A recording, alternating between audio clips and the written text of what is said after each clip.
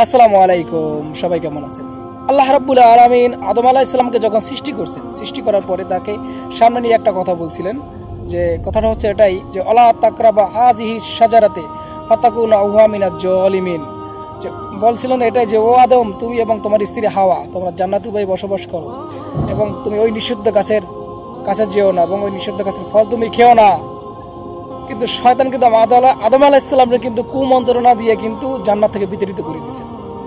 শয়তান মানুষের শুধু প্ররোচনাই দেয়, মানুষের খারাপ কাজে উৎসাহিত করে। কিন্তু মানুষ যদি তার পূর্ব কৃতকর্মের যদি সব কিছু বলে যদি আল্লাহ রাব্বুল আলামিনের কাছে ক্ষমা চায়, অবশ্যই আল্লাহ রাব্বুল আলামিন ক্ষমা করে দেবেন। যেমনটা আদম আলাইহিস সালাম কিন্তু করেছিলেন, দুইজনের কিন্তু দুই দেশে ফেলাইছিলেন। একজনের ফেলাইছে সম্ভবত জেদ্দা, আরেকজনের সম্ভবত ফেলাইছে শ্রীলঙ্কায়। এটা শিওর না, শিওর কোনো হাদিস বলা যাচ্ছে না, কিন্তু শয়তান কিন্তু প্ররোচনা কিন্তু দিয়েছিলেন। প্ররোচনা কিন্তু এটা কিন্তু হয়ে গেছিল। সুতরাং শয়তানের প্ররোচনা কিন্তু পড়া যাবে না। শয়তান দুনিয়া থাকবে এবং শয়তান প্ররোচনা দেবে, এটাই স্বাভাবিক। শয়তান মানুষের কুমন্ত্রণা দেয়। শয়তান ইন্নাল মুবাজ্জিরিনা কানু ইখওয়াতিশ শয়তান, নিশ্চয়ই শয়তান ভাই আল্লাহ রাব্বুল আলামিন সূরা ইউসুফের বলছিল যে যখন ইউসুফ আলাইহিস সালাম যখন কুয়ায় যখন ফেলে দিয়েছিল ইউসুফ আলাইহিস সালামকে, তখন আল্লাহ রাব্বুল আলামিন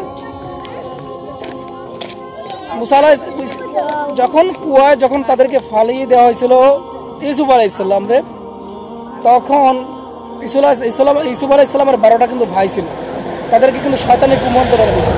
আর ইউসুফ আলাইহিস সালাম যখন তার পিতাকে বলছিল যে বাবা, আমি কিন্তু দেখছি যে 12টা চন্দ্র সূর্য নক্ষত্র আমার উপর কিন্তু সেজদা দিতে দেখছি। এখন পরবর্তীতে কিন্তু একটা কথাই বলছে যে ওই পিতা, তুমি যেটা দেখছো এটা সত্য, কিন্তু তুমি তোমার স্বপ্নের কথা তোমার ভাইদেরকে বর্ণনা করো না, কারণ ইন্নাল মুবাজ্জিরিনা কানু ইখওয়াতিশ শয়তান, যে নিশ্চয়ই শয়তান প্রকাশ্য দুশমন।